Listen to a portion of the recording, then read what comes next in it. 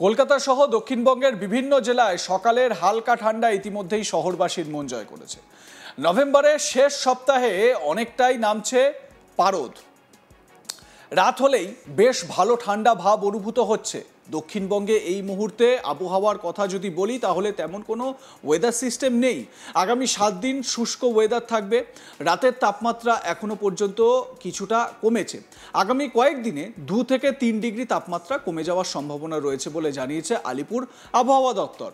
কলকাতা ও সংলগ্ন এলাকায় সর্বনিম্ন তাপমাত্রা 18 থেকে 19 ডিগ্রি সেলসিয়াসের ঘরে থাকতে পারে, আর সর্বোচ্চ তাপমাত্রা থাকতে পারে 29 ডিগ্রি সেলসিয়াস। তাপমাত্রা বৃদ্ধির পাশাপাশি বাড়বে কুয়াশাও। হালকা থেকে মাঝারি কুয়াশা পড়ার সম্ভাবনা রয়েছে। জেলার দিকে সকালের দিকে ঘন কুয়াশায় দৃশ্যমানতা কমে যেতে পারে, তবে ঘন কুয়াশার কোনো সতর্কতা নেই।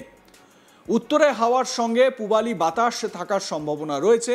আপাতত দিন সাতেক জমিয়ে শীতের সম্ভাবনা নেই বলেই জানাচ্ছে হাওয়া অফিস। কিন্তু এই যে হালকা ঠান্ডাটা, সেটা কিন্তু বেশ ভালোই লাগছে উপভোগ করতে।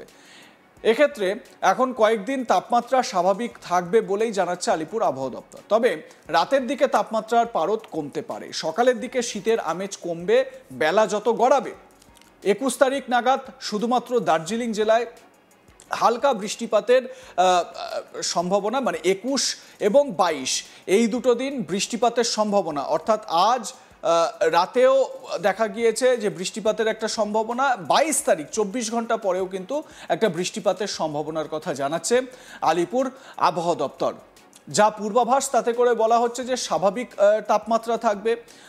স্বাভাবিকের থেকে কম টেম্পারেচার সেটা এই মুহূর্তে নেই, কিন্তু রাত যত বাড়বে খুব স্বাভাবিকভাবে টেম্পারেচার একটু কমবে, যেটাতে করে একটু ঠান্ডা আমেজ কিন্তু রাতের দিকে পাওয়া যাবে। মানে আপনি আপনার গায়ে একটা ব্ল্যাঙ্কেট নিয়ে শুতেই হবে, একটা চাদর, মোটা চাদর গায়ে দিয়ে কিন্তু শুতেই হবে।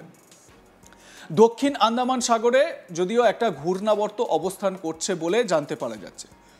আগামী 24 তারিখ গভীর নিম্নচাপে পরিণত হতে পারে, আর তাতেই নতুন করে একটা চিন্তার মেঘ ঘনাচ্ছে।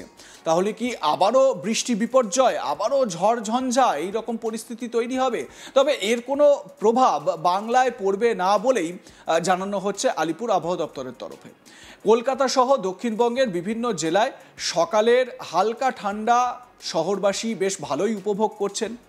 নভেম্বরের শেষ সপ্তাহে অনেকটাই পারদ নামবে এমনটাই জানতে পারা যাচ্ছে। রাত হলেই বেশ ভালো ঠান্ডা ভাব অনুভূত হচ্ছে। গায়ে মোটা চাদর একটা গায়ে দিতে হচ্ছে। হ্যাঁ, যদিও এখনও লেপ বা কম্বল গায়ে দিতে হচ্ছে না, কিন্তু একটা ব্ল্যাঙ্কেট গায়ে দিতে হচ্ছে। দক্ষিণবঙ্গে এই মুহূর্তের আবহাওয়ার কথা যদি বলি তাহলে তেমন কোনো ওয়েদার সিস্টেম নেই। আগামী 7 দিন শুষ্ক ওয়েদার থাকবে। রাতের তাপমাত্রা এখনো পর্যন্ত কিছুটা কমেছে। আগামী কয়েকদিনে 2 থেকে 3 ডিগ্রি তাপমাত্রা কমে যাওয়ার সম্ভাবনা রয়েছে বলে জানিয়েছে আলিপুর আবহাওয়া দপ্তর। কলকাতা ও সংলগ্ন এলাকায় সর্বনিম্ন তাপমাত্রা 18 থেকে 19 ডিগ্রি সেলসিয়াসের ঘরে থাকতে পারে, আর সর্বোচ্চ তাপমাত্রা থাকতে পারে 29 ডিগ্রি সেলসিয়াস। তাপমাত্রা বৃদ্ধির পাশাপাশি বাড়বে কুয়াশাও। হালকা থেকে মাঝারি কুয়াশা পড়ার সম্ভাবনা রয়েছে।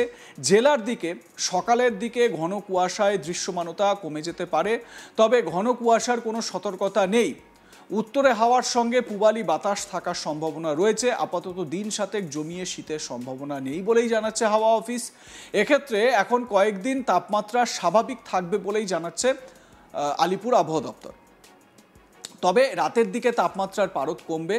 সকালের দিকে শীতের আমেজ কমবে বেলা যত গড়াবে, মানে সূর্যের তেজ যত বাড়বে তত টেম্পারেচার বাড়তে থাকবে।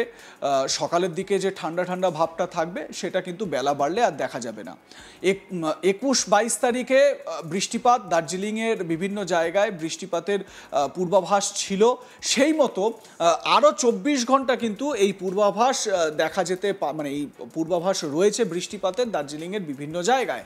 অন্যদিকে যারা তাপমাত্রা বিশেষজ্ঞ বা এই ওয়েদার বিশেষজ্ঞ তারা এটাও বলছেন যে এবছর শীতের একটা ভারী রেকর্ড দেখা যেতে পারে। তার কারণ হচ্ছে এবছর এল নিনো এফেক্ট পড়বে। এই এল নিনো এফেক্টের জন্য সারা বিশ্বে কিছু না কিছু ক্লাইমেট চেঞ্জ বা ওয়েদারের একটা পার্থক্য কিন্তু লক্ষ্য করা যায়। এমনিতেই সারা বিশ্ব জুড়ে ক্লাইমেট চেঞ্জ একটা বড় প্রভাব ফেলেছে। যেই সময় বৃষ্টি না হওয়ার সেই সময় বৃষ্টি হচ্ছে, আবার যেই সময় বৃষ্টি হওয়ার সেই সময় খরা দেখা যাচ্ছে। যাই হোক, এ বিষয়ে আপনাদের কি মতামত, লাইক কমেন্ট শেয়ার করে জানাতে ভুলবেন না। দেখতে থাকুন আজ তাক বাংলা, সাবস্ক্রাইব করুন আমাদের ইউটিউব চ্যানেলটি, বেল আইকন প্রেস করুন নোটিফিকেশন পেতে।